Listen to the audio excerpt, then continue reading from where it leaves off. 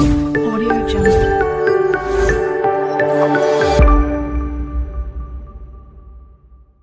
तो गाइस अभी हम लोग रेडी होके निकल चुके हैं रामेश्वरम।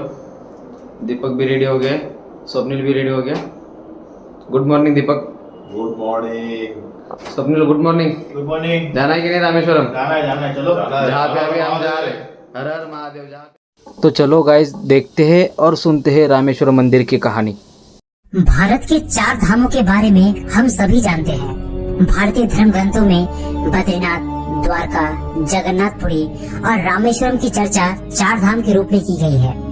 आज हम आपको रामेश्वरम धाम से जुड़े अद्भुत रहस्यों के बारे में बताएंगे, जिसे जानकर आप भी अपने जीवन काल में रामेश्वरम धाम के दर्शन करना जरूर चाहेंगे। रामेश्वरम हिंदुओं का एक पवित्र तीर्थ है।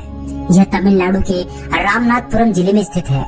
इसके अलावा यहाँ स्थापित शिवलिंग 12 द्वादश ज्योतिर्लिंगों में से एक माना जाता है।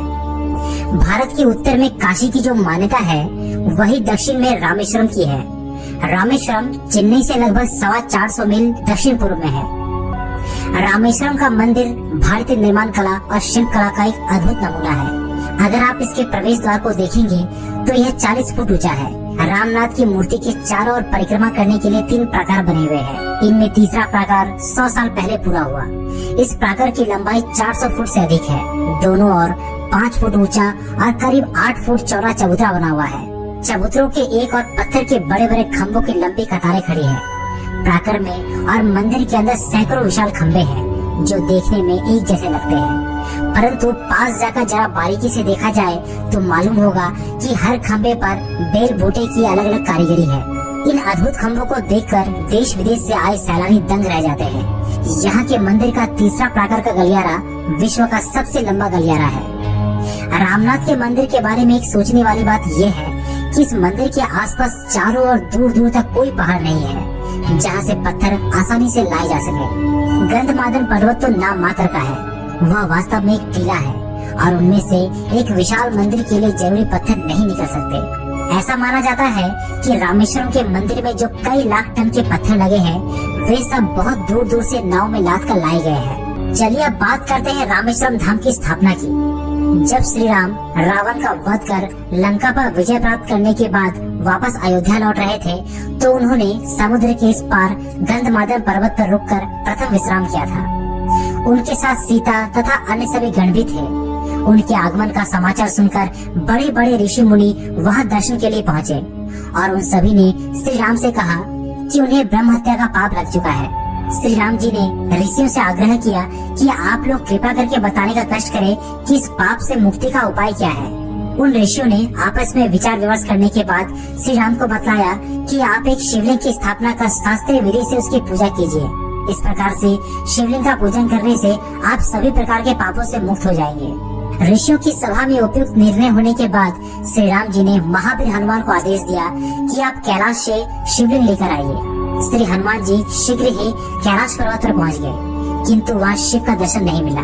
हनुमान जी ने कैलाश पर दर्शन पाने हेतु भगवान शिव का ध्यान पूर्वक तप किया। उनकी आराधना से प्रसन्न शिव जी ने उन्हें दर्शन दिया। उसके बाद शंकर जी से लिंग प्राप्त करके वह पुनः गंधमादन पर्वत पर वापस पहुंच गए। इस प्रक्रिया में हनुमान जी को काफी देर लग चुकी थी। मुहूर्त के बीत जाने की आशंका से तथा समय पर लिंग लेकर हनुमान जी के न पहुंचने के कारण ऋषियों ने मुहूर्त के अनुसार श्री राम जी से लिंग स्थापना करने की प्रार्थना की। माता सीता ने विचार करते हुए विधि पूर्वक बालू का ही लिंग बनाकर उसकी स्थापना कर दी। महावीर हनुमान जी ने जब देखा कि लिंग की स्थापना हो चुकी है, तो उन्हें बड़ा कष्ट हुआ और वे श्री राम जी के चरणों में गिर पड़े। भगवान श्री राम ने स्नेह पूर्वक हनुमान जी की पीठ पर हाथ फेरते हुए उनके आने से पहले ही लिंग स्थापना हो जाने का कारण समझाया। कारण बताने पर भी जब हनुमान जी को पूर्ण संतुष्टि नहीं हुई, तो श्री राम जी ने कहा, तुम इस स्थापित लिंग को उखाड़ दो और मैं तुम्हारे द्वारा लाए गए लिंग को उसी स्थान पर स्थापित कर देता हूँ। श्री राम जी की बात सुनकर हनुमान जी उस स्थापित लिंग को उखाड़ने के लिए झपट पड़े। श्री हनुमान जी उसे उखाड़ने के लिए बड़ा जोर लगाते रहे और अंत में स्वयं धक्का खाकर 3 किलोमीटर दूर जा गिर पड़े और काफी समय तक मूर्छित पड़े रहे। बहुत देर के बाद हनुमान जी की मूर्छा दूर हुई। जब हनुमान जी की दृष्टि श्री राम जी के अंग पर पड़ी, तो उन्हें साक्षात परब्रह्म के रूप में दर्शन प्राप्त हुए। हनुमान जी को बड़ी आत्मग्लानि हुई और वे झट से श्री राम जी के चरणों में गिर पड़े। उन्होंने भाव विवल होकर भगवान राम की स्तुति की। श्री राम जी ने समझाते हुए कहा कि तुमसे भूल हो गई जिसके कारण तुम्हें इतना कष्ट मिला।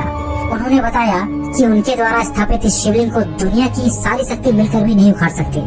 अपने भक्त पर कृपा करते हुए भगवान श्री राम जी ने उनके द्वारा कैलाश से लाए गए लिंग को वही समीप में स्थापित कर दिया, जिससे हनुमान जी को बड़ी प्रसन्नता हुई।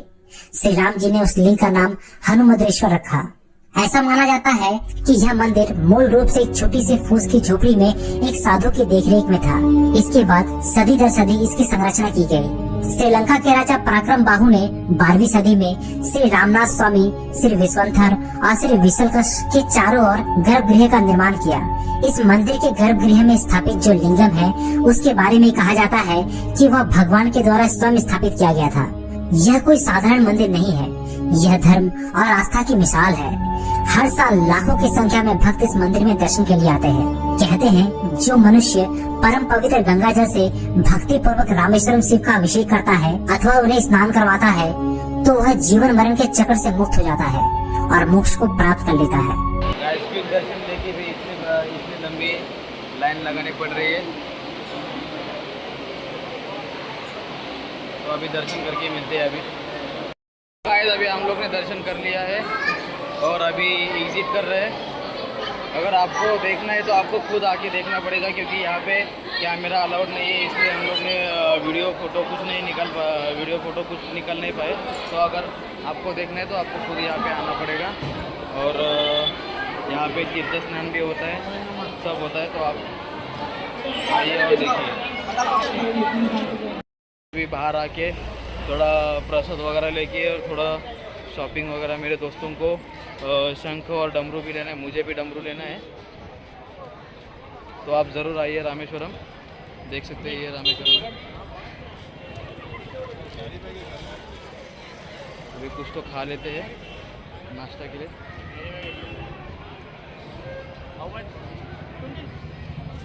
आपको आना है तो बहुत मतलब आ सकते हो, अच्छा है।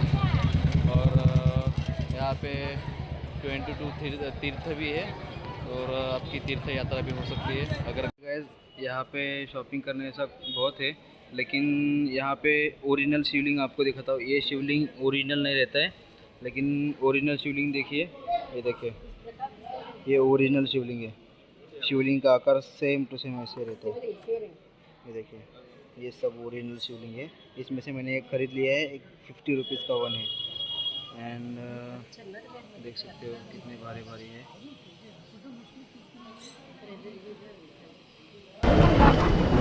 ये डमरू बजाने की टेक्निक सिर्फ अमित को पता है, हम लोग तीनों में से। अमित जरा दिखा, बजा के दिखा।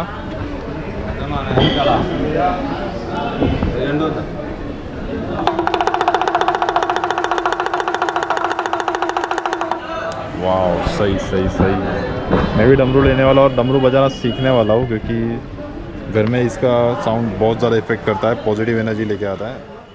सो गाइज़, हम लोग का दर्शन हो चुका है।